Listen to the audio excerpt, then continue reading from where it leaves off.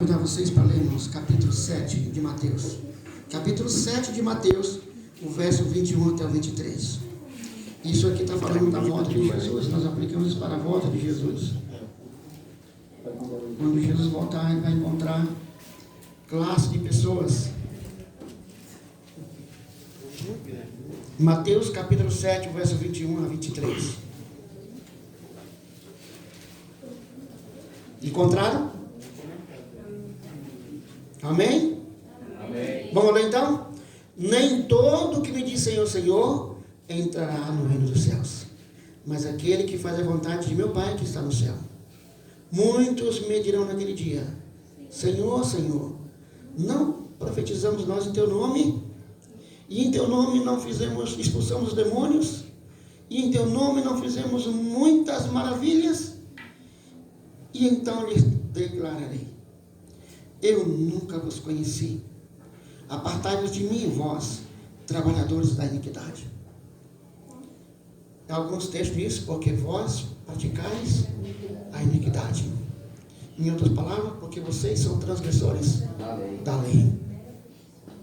Sabe, irmãos, quando Jesus voltar, ele vai encontrar duas classes de pessoas, duas grandes classes de pessoas. Uns irão dizer para Deus: esse é o nosso Deus a quem nós aguardávamos, e na sua salvação nos alegraremos, exultaremos. E a outra classe, irmãos, que nós podemos, a classe dos salvos e a classe dos perdidos. Mas nós podemos dividir a classe dos perdidos em duas classes. Sabe quem são? Primeira classe dos que irão se perder serão ímpios e impenitentes. Diz a Bíblia que esses se esconderão do rosto de Jesus. Eles vão pedir para que as rochas caiam sobre eles, porque eles foram inimigos de Jesus aqui em vida. E no dia da volta de Jesus, eles terão medo de Jesus. E irão se esconder da face de Jesus. Mas existe uma outra classe de perdidos, irmãos. Que são esses? É o que nós lemos aí no verso 22. Eles irão para conversar com Jesus: Senhor, que negócio é esse? Como eu ficarei de fora?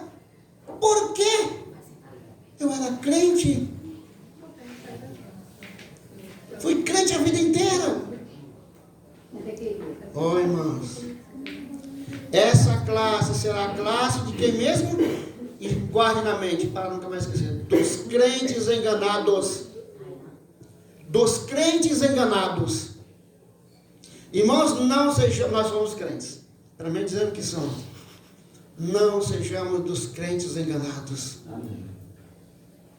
Haverá uma classe de perdido de pessoas que fizeram muitas maravilhas em nome de Jesus, fizeram muitas obras em nome de Jesus, mas eles viveram a vida enganados, e eles vão bater de frente com Jesus e querer saber por que eles estarão ali fora. E Jesus vai explicar bem claramente para eles: porque vocês são transgressores da lei. Agora eu pergunto para vocês e para mim, para nós: somos transgressores da lei? Vivemos transgredindo a lei e acreditando que Jesus vai nos salvar desse jeito? Será que nós não seremos desses que vão lá bater de frente com Jesus? E Jesus vai dizer: porque você foi transgressor da lei. Sabe, irmãos, mera profissão não garante o galardão. Quantas pessoas que viveram a vida inteira na igreja não herdarão a vida eterna? Diz Ellen White. É só eu me lembrei agora desse texto. Não está na minha mensagem aqui. Que muitas sepulturas de corpos de pessoas que achavam que iriam para o céu, e de que todos nós olhávamos para assim: esse se salva, não vai abrir na primeira ressurreição. Por quê? Porque esse foi um dos crentes enganado. Não vos enganeis. De Deus não se zomba. O que o homem fizer nesse corpo, ele vai pagar nesse corpo. Diz Ellen White, irmãos: alguns que pensam estar realmente realizando a obra do Senhor são traidores da causa. Alguns que pensam estar realmente realizando o trabalho do Senhor são traidores da causa. Depois eu vou comentar aqui. O que mais? Muitos estão cegos, enganados por homens que se dizem ministros do Evangelho, os quais influenciam muitos a considerar que estão fazendo um bom trabalho para Deus, quando a obra é de Satanás.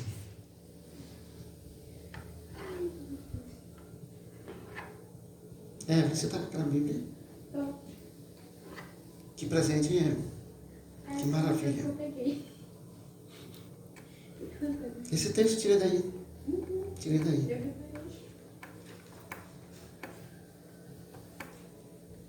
Irmãos, muitos estão cegos, achando que estão fazendo a obra do Senhor. E alguns que se dizem ministros, dizem, não, que obra maravilhosa que você está fazendo para Deus. Que diz aqui? Estão fazendo um bom trabalho quando a obra é de Satanás. Irmãos, quando nós lemos esses dois textos, aí vem as interpretações. E aí onde entra o que alguns dizem o seguinte: criticar, ou falar, ou dizer dos pecados que a igreja comete, dos que os irmãos cometem, é errado. E não está certo? Não é pecado ficar criticando? Jesus criticava. Jesus criticou o Sinédrio. Jesus criticou os fariseus. João Batista fez isso. Elias fez isso. Jeremias fez isso. Ezequiel fez isso. Daniel fez isso. Estão entendendo o que eu estou dizendo? Depende da situação.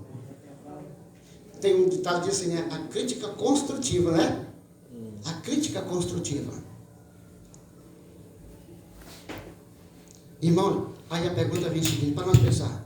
Então eu não devo criticar? Ou eu não devo falar nada? Eu digo nós não devemos falar nada. Vejo a pessoa errada, ou acho que a pessoa está errada. Eu posso estar errado também, né? Eu posso estar enganado também.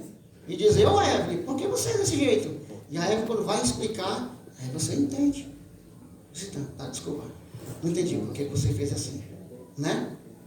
Lembra que eu falei, vou contar aqui do João Pedro, nós saímos lá da vila, e eu encontrei o homem andando a pé no caminho, ele tira a pé.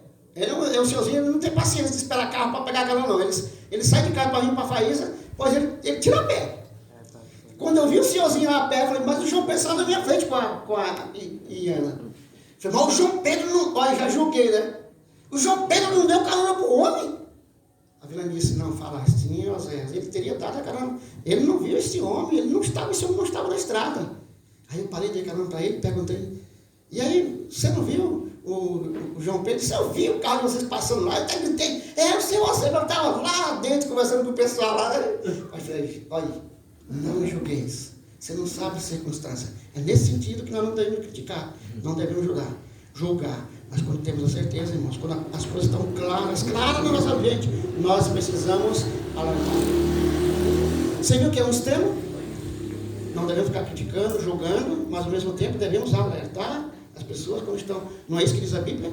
Quando você vê alguém no caminho errado, você tem que dizer para ele, esse caminho aí não é o certo. E aí tem outros pensamentos, irmãos, que alguns podem dizer o seguinte, mas aí é extremista. Nós não podemos caminhar para o caminho do extremismo, mas também não podemos caminhar para o caminho do liberalismo. Nós não podemos ir para os extremos, nem para um lado, nem para o outro. Precisamos ser coerentes, escutar. Como eu falei para vocês, escuta, pensa, por que será que isso está acontecendo? Por que esse e aquele não falam, mas aquele ali tem coragem de falar? E abre a boca do trombone, e chama o pecado pelo nome, mas o outro lá não fala? Por que será? Eu não sei. Por que será? Será que estão com medo de perder alguma coisa? Alguns direitos que vão perder se por acaso falar? Na lição dessa semana, irmãos, o texto nós já lemos aqui, e a Evelyn vai até acompanhar comigo aí, quando se fala em Coríntios 2,16, irmãos. Coríntios 2,16, lá, vamos ler. Coríntios 2,16. Nós precisamos ter a mente de Cristo. 1 Coríntios 2, verso 16. 1 Coríntios 2.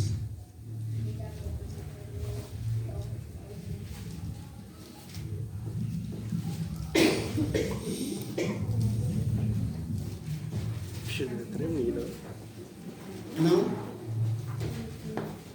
Eu acho que eu li errado. Porque quem conheceu a mente do Senhor, para que possa instruí-lo, mas, olha o que diz o apóstolo Paulo, mas nós temos a mente de Cristo. Ele disse, mas nós temos a mente de Cristo. E eu falei que ia dizer aqui, sabe o que diz aí, irmãos? Devemos estudar o caráter de Jesus para ter sua mente. Devemos estudar o caráter de Jesus para ter a sua mente. Sabe, irmãos? Quanto mais estudardes o caráter de Cristo, mais atraente ele vos parecerá. Ele se tornará mais próximo de vós, em íntima companhia convosco. Vossas afeições se projetarão para ele. Se a mente é moldada pelos objetos com os quais está mais relacionada, irmãos, a nossa mente, ou nós somos moldados, o nosso caráter é formado, quando nós estamos, o que mesmo? Ela é moldada pelos objetos com os quais nós estamos familiarizados, relacionados. Lembra do que eu falei desse aqui dos neurônios, chamado o que mesmo? Neurônio espelho, não é isso? É o nome. Neurônio espelho. Nós temos um grupo de neurônios no nosso cérebro que ele se conforma, ele se adapta. Vamos dizer assim, adaptar. Se transforma. Vai moldando você aquilo que você está ouvindo e vendo. Tem uma musiquinha de propaganda, que essa propaganda fica repetindo, não é verdade? Que você daqui a pouco está cantando aquela musiquinha. E daqui a pouco você acha aquela musiquinha muito bonitinha.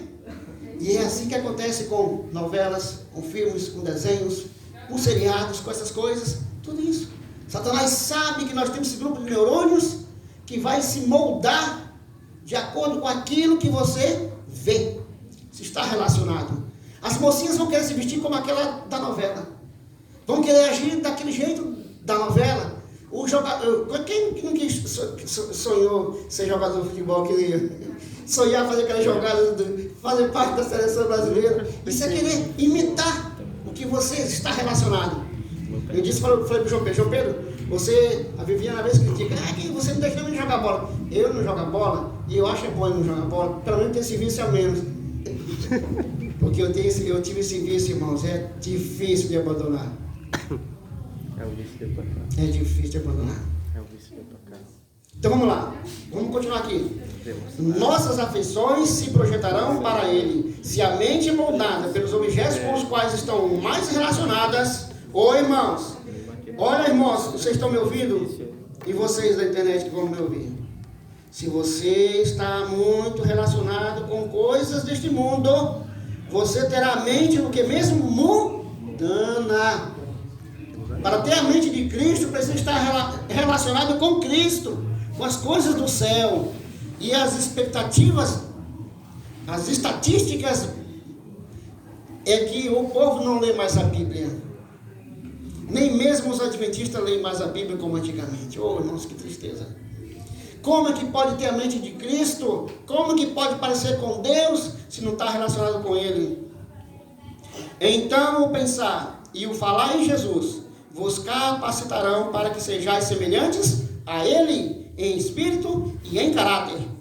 Como é que a gente vai ser semelhante a Jesus em espírito e em caráter?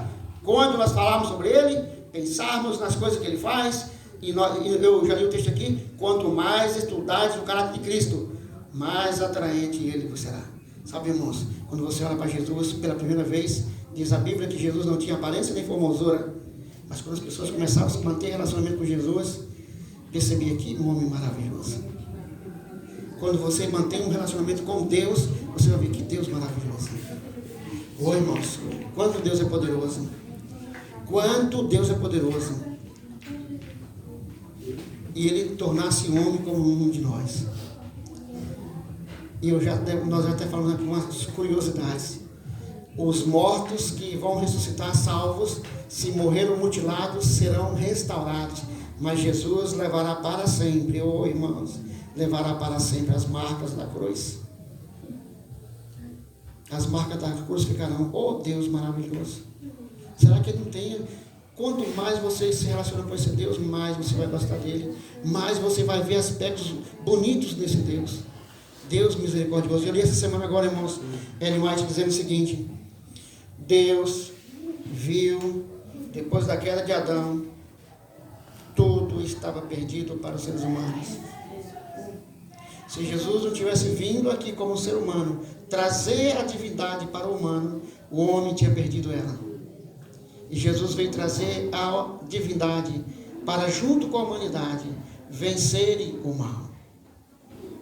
Ele fez isso que é o sacrifício de Jesus. Tem uma música de um cantor nosso, que ela é muito bonita, que ela diz que o sacrifício, até mesmo para o título, é o sacrifício, né? Já ouviram aquela música? É. O sacrifício feito por Cristo não se resume a lá na cruz, descer do seu trono, viver o sonho. Isso que é sacrifício, irmãos. Ficar horas na cruz, 3, 4 horas na cruz e morrer. É sacrifício também.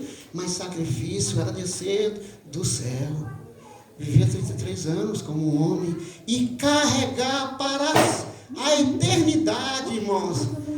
Irmãos, carregar para a eternidade a natureza humana. Irmãos, nós também seremos homens, pessoas privilegiadas.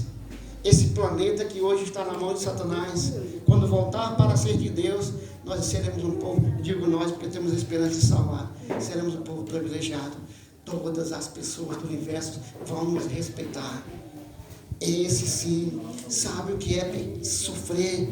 Esse sim, sabe o que diz um dia desse? Eu ouvi um sermão de uma pessoa que Jesus vai, quando for pregar, isso aí é coisa de cabeça, né? Quando for pregar em outro planeta, ele vai levar, quem sabe, um de nós para cantar um hino, contar uma experiência da nossa vida. Oh, que maravilha, irmãos! Seremos exaltados. Como Deus é maravilhoso. E quando você vê essas coisas e você lê a respeito disso, você vai amando cada vez mais esse Deus. Você vai querer mais imitar esse Deus. Você vai querer ser bondoso como Ele. Você vai querer ser manso como Ele. Você vai querer ser como Ele. Mas aqui é o seguinte, irmãos: se nós ficarmos muito relacionados com as coisas desse mundo, nós teremos a mente mundana. Sabe o que vai acontecer? E isso vai formar nosso caráter mundano. Refletirei sua imagem naquilo que é grandioso. Mas se você fizer o contrário, viver falando de Jesus, mantendo sua relação com Jesus, você vai refletir a imagem de Jesus. Tereis a mente de Cristo, e Ele vos enviará ao mundo como seu representante espiritual. Ele será a vossa única glória. Eu queria ser tanto representante de Deus. Eu queria ser tanto evangelista. Mantenha comunhão com Jesus. Não se preocupe com outra coisa, não. Mas se eu não fizer teologia, não vou conseguir ser evangelista. Pode ser que você não se empregue na missão, mas evangelista você vai conseguir ser, se você for um homem e uma mulher de Deus. Amém. Se manter uma comunhão com Deus, Pedro não estudou e se tornou um grande missionário. Paulo estudou, se tornou um grande missionário. Lógico, quem estudar tem mais capacidade de falar, ou vontade. Parece que eu não tenho muita vontade, não, porque eu tenho vontade, mas não consigo. Aprender inglês. Eu digo, esse ano eu vou aprender, não é possível. Esse ano, mas eu não pego nada, não estudo nada. Meu Deus, tem misericórdia, como é que eu vou aprender se eu não estudo? Parece que eu não tenho vontade. Querer, né? Você tem que fazer um esforço. Se você souber o inglês, você tem muitas coisas que você pode ler, né? Que não está na nossa língua. Tem coisas que você pode ter outros conhecimentos, né? Assim por diante. Outro texto de Ellen White, irmãos. A lei é uma expressão do pensamento de Deus. Nós lemos aqui em 1 Coríntios 2,16 que nós devemos ter a mente de Cristo. Devemos ter a mente de Cristo. E a lei é a expressão do pensamento de Deus. É por isso que Paulo disse: nós temos a mente de Cristo. O que é que ele estava dizendo? Nós temos a lei. Quando você olha para a lei dos 10 mandamentos, irmãos, você está lendo o que mesmo? O pensamento de Deus.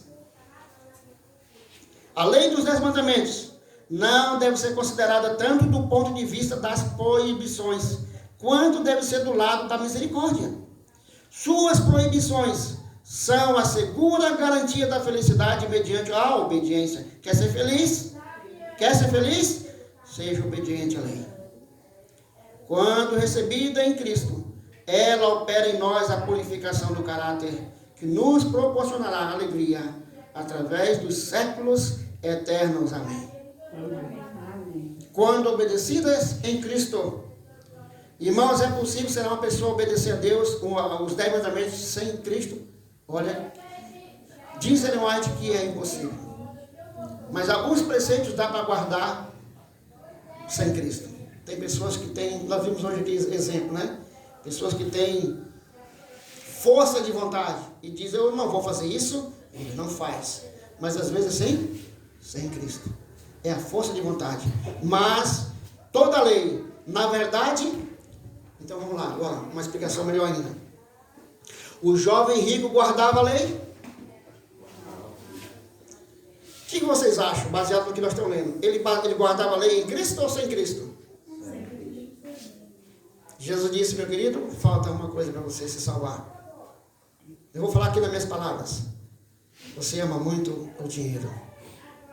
Você guarda a mesma lei, mas amor você não tem. Você guarda a lei por outros motivos, mas o princípio da lei é o mesmo, o amor. Quando recebida em Cristo, ela opera em nós a purificação do caráter, que nos proporcionará alegria através dos séculos eternos. Para o obediente, é um muro de proteção. Contemplamos nela a bondade de Deus que, revelando aos homens os imutáveis princípios da justiça, procura resguardá-los dos males que resultam da transgressão. Não devemos olhar a Deus como alguém que está esperando o momento de punir o pecador por causa dos seus pecados. O próprio pecador acarreta sobre si o castigo. E aí quando a pessoa diz, que Deus está castigando você. Não é Deus que está castigando você. As próprias transgressões fazem com que você receba o castigo. É o que semeou. Você plantou desobediência. Vai colher. Um dia desse eu ouvi uma pessoa dizer assim, se a pessoa semear vento, ele vai colher tempestade. Né?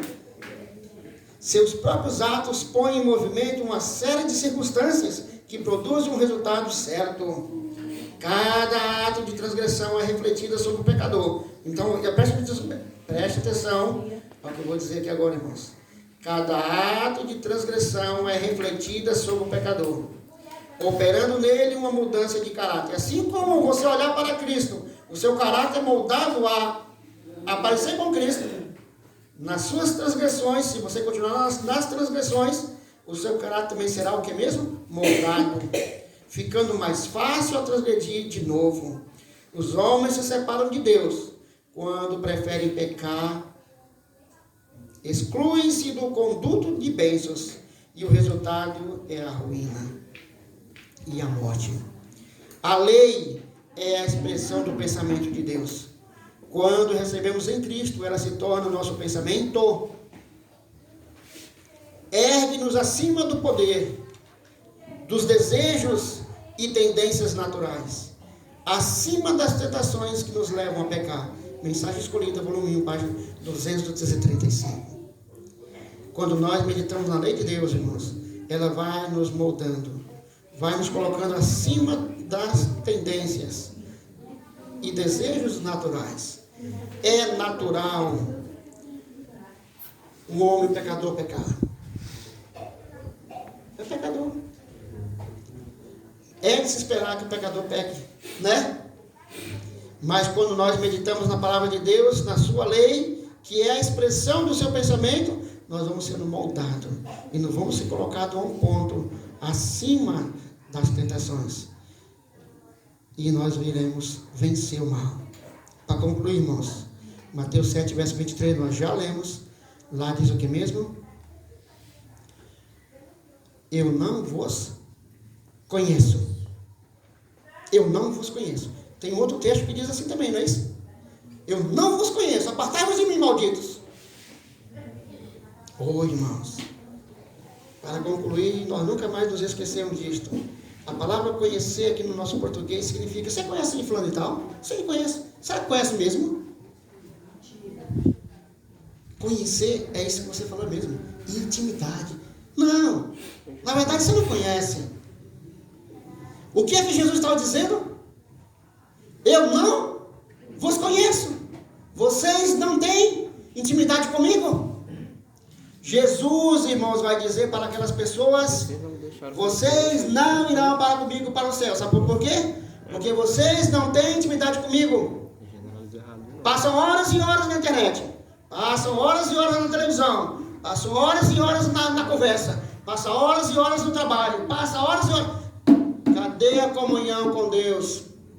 Vocês não têm intimidade comigo. Eu pergunto para vocês, irmãos, para mim também que estou aqui ouvindo. Vamos dizer que Deus está dizendo para nós aqui. Somos nós pessoas que temos intimidade com Deus? Ou somos nós pessoas que temos intimidade com as coisas do mundo? Vamos nós já de cara, não é desanimar não. Não é para desanimar, mas é para nos alertar, abrir nossos olhos. Nós seremos aqueles que vamos bater de frente com Jesus e vamos querer perguntar para Ele por que eu estou com tantos anos na igreja e não me salvei. E Ele vai dizer, por que você não tinha intimidade comigo? Você não tinha um relacionamento de amizade, de intimidade comigo. Você não passava horas e horas de intimidade comigo. Irmão, já tive vários vezes na minha vida. Já joguei bola viciado em futebol. Quando não estava jogando bola, pensa numa desgraça dessa. Quando eu não estava jogando bola, eu estava assistindo futebol. E quando não estava nem jogando nem assistindo, eu estava falando de futebol. É coisa terrível, irmãos. Nós estamos na Copa, não sei nem se tem jogo, mas já pensou que é uma tentação, um jogo de futebol da Copa no sábado, o Brasil jogando, já pensou, se tivesse o Brasil jogando, a dificuldade dos adventistas de não assistir. Eu já assisti futebol no sábado da seleção brasileira. Estão espantados? Não é brincadeira, não.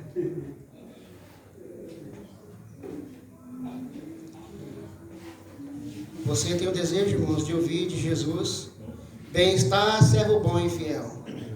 Foste fiel no mínimo, sobre o muito te colocarei. Você tem o desejo de ser transformado aqui para estar preparado para a transladação? Irmãos, tem uma pergunta na lição dessa semana que dizia o que mesmo? Qual é a diferença de estar se preparando? É isso? Ou estar preparado? Tem diferença? Estar preparado se Jesus voltasse agora, você estaria pronto? Tem diferença para estar se preparando? E esse problema no comentarista é o seguinte: estar se preparando para a eternidade pode fazer com que as pessoas procrastinem, empurrem para amanhã. E Jesus diz aqui, diz a Bíblia, hoje, irmãos, a nossa vida, diz Ellen White também, mas a Bíblia que diz, hoje, se você ouvir a voz de Deus, hoje, a nossa vida, diz Ellen White, nós devemos viver nossa vida como se Jesus voltasse hoje. Irmãos, se nós vivêssemos a nossa vida como Jesus voltasse hoje, como seria a nossa vida? Seria bem diferente, não seria? Faríamos mais um esforçozinho, não faríamos? Talvez estaríamos mais ligados a Jesus, trocaríamos algumas coisas que nós estamos fazendo. Você gostaria de ter a mente de Cristo? De ser parecido com Ele? E aí, para terminar, é uma afirmação. Se você tem o desejo de ouvir de Jesus, bem está servo bom e fiel. Se você não quer ouvir de Deus, não te conheço. Se você quer ter o desejo de ser transformado, se você tem vontade de ter a mente de Cristo, então cuide agora mesmo em manter intimidade com Deus e sua lei. Amém. Irmãos, quem gosta de ler, eu acho que vocês conseguem viajar na história. Consegue viajar na história? Você está lendo aquela história e você está lá, às vezes você é um personagem, né?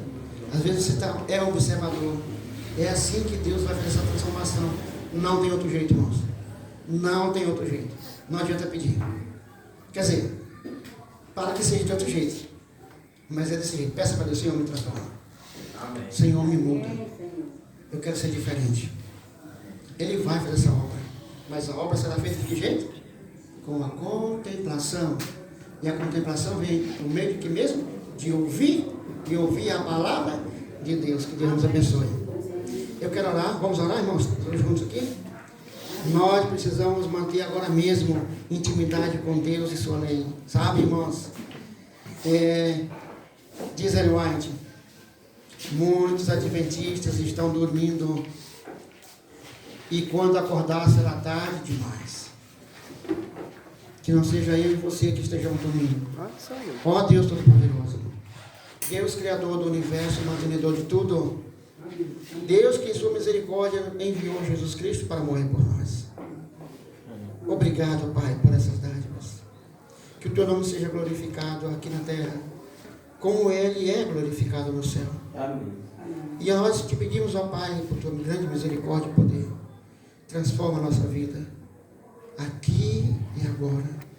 Nos prepara, ó Deus, para estarmos contigo para a transladação. Quando Jesus vier, ó Pai, se estivermos na sepultura, que nós ouçamos a tua voz. E se nós estivermos vivos, que nós sejamos transformados pelo teu poder. Pai, atende a oração de cada um das pessoas, dos nossos irmãos. Atende a necessidade de cada um, de acordo com a sua vontade e a necessidade de cada um. Abra nossos olhos, ó Pai, para vermos nossos defeitos de caráter. E dá-nos, ó Pai, um espírito de humildade para reconhecermos que somos pecadores, transgressores, falhos. Dá-nos esse espírito, ó Pai, para que nós possamos ser salvos por tua graça. Essas bênçãos te pedimos, com o perdão dos nossos muitos pecados, em nome e por amor de Jesus. Amém.